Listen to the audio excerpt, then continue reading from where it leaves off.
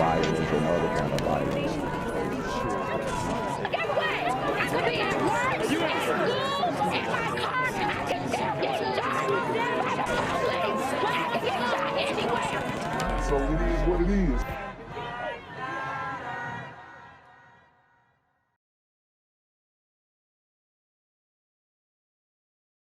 What's good, cyberspace? It's the Black Gen Z Mindset. Make sure you go ahead and like, comment, share, subscribe, and let's get into the video. New at 10 tonight, Chicago police are investigating a violent assault inside a McDonald's on the near west side. A witness sent this video to ABC7. It is cell phone video of the incident. And there you have it. It looks like this is a female trying to fight a man. Hey, these chicks are getting more and more masculine. She's obviously a lot heavier than this young man right here. And from the start of this fight, it looks like he's getting that work. We have blurred everyone's faces because there is no one in custody or charged right now. Damn. This happened yesterday at the McDonald's near Western and Warren. The fact that he's getting beat up like that by a girl is crazy. Police say a female employee, who we were told was not on duty at the time, approached a 15-year-old boy and started punching him while wearing brass knuckles. Wow, so she's a grown woman. I mean, she's definitely assaulting a minor here. Sheesh. These chicks is bold. The teenager had to be hospitalized for his injuries. Now, in a statement, a spokesperson for McDonald's says, quote, this crew member's actions while off the clock and visiting the restaurant as a customer during this incident are unacceptable, and they are no longer with our organization. Carol, that woman who's here now being treated, police tell us, is the most seriously injured of the surviving victims. And police tell us one of the men who was shot multiple times in that incident in broad daylight this afternoon died just a little while later. Bright yellow markers scattered all over the sidewalk and into 95th Street cover easily 24 bullet casings. Dang, we can't get away from McDonald's, y'all. I mean, the community is doing the most at these McDonald's. It's really crazy. It doesn't make any sense. I would go as far as to say is we're probably having at least one deadly altercation a week at McDonald's across this country. If you talk about all the McDonald's in this country, we're probably having at least one deadly altercation in the community a week at McDonald's. I could do a whole series on Super Gremlins at McDonald's on Demon Time, but we'd be here all day. We had a person shot actually too at this McDonald's on 95th Street. Around 3:30 this afternoon. There were 3 people walking, 2 people had just purchased some food, and a car pulls up, apparently a white car, and just opened fire. Woo! So there you have it. Random shooting at the damn McDonald's. Didn't even ask for an order this time. They just, I guess they saw their ops eating. Just an insane amount of a shot. It's a total of 3 people shot over here, 2 males, 1 female. Bullets shattered the window at this busy McDonald's, and at least 3 of them hit 3 people, 2 men and a woman, who witnesses say had just walked out.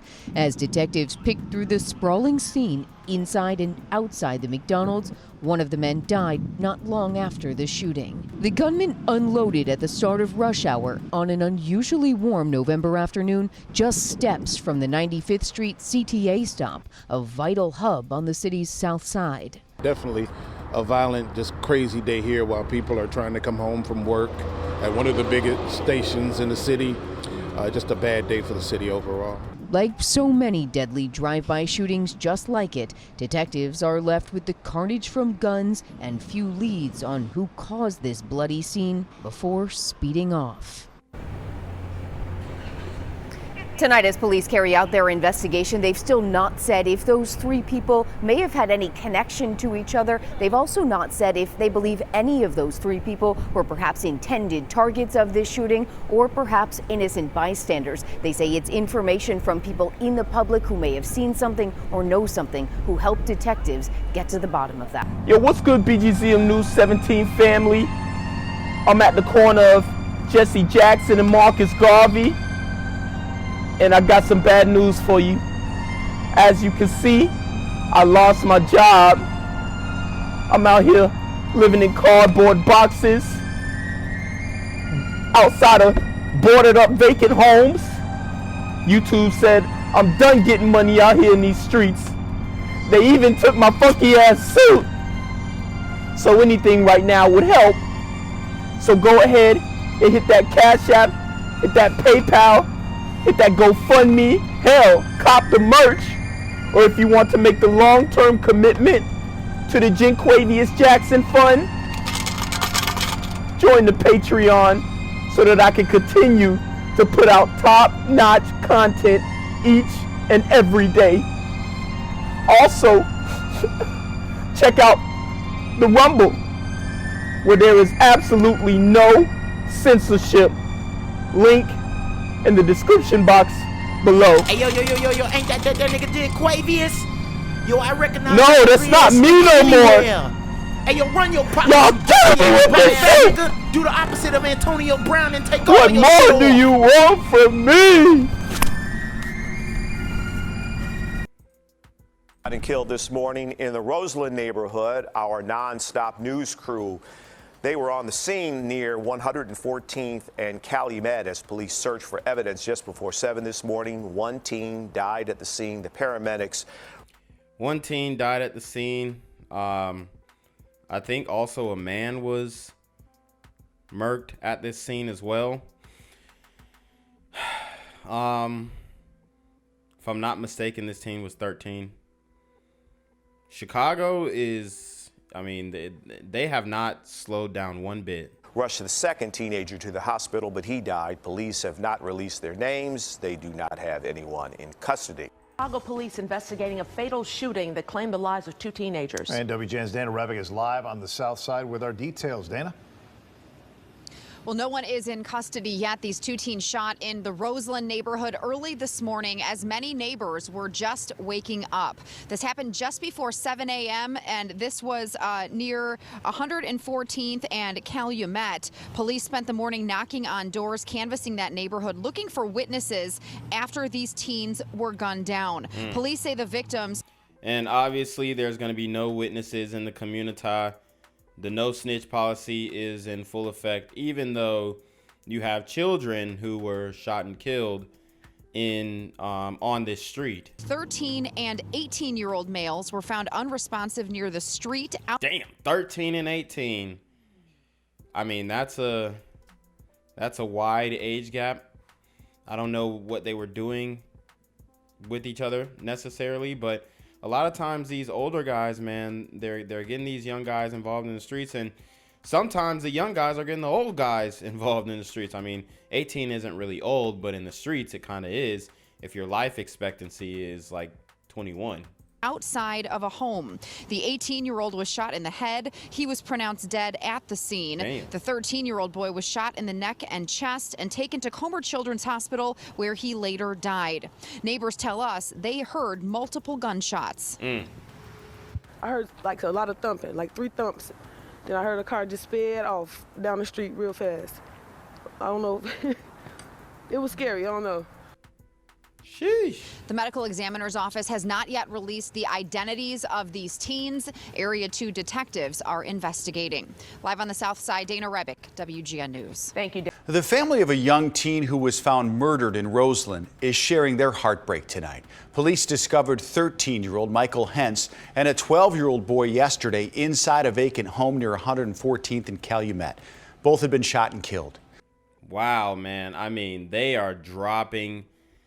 13 seems to be the magic number, or you know, the bad luck number, however you want to look at it. But in Chicago, that seems to be a ripe age to catch a body. I told you guys we're living in an op culture, and yeah, you can be 13 and have ops who are, you know, on the lookout to kill you like this is like you're in the mob or something. I mean, these little hitters, bro, they're really little hitmen, and they are not playing. These super teen gremlins are on demon time. Michael's mother tells ABC7 she'd been trying to steer her son toward a better and safer path. So it sounds like she already knew he was kind of in the streets.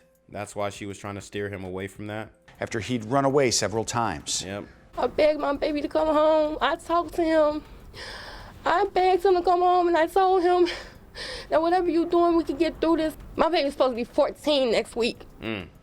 Michael was found dead on his older sister's 16th birthday. So far, no arrests have been made in this case. Gang violence and other kind of violence.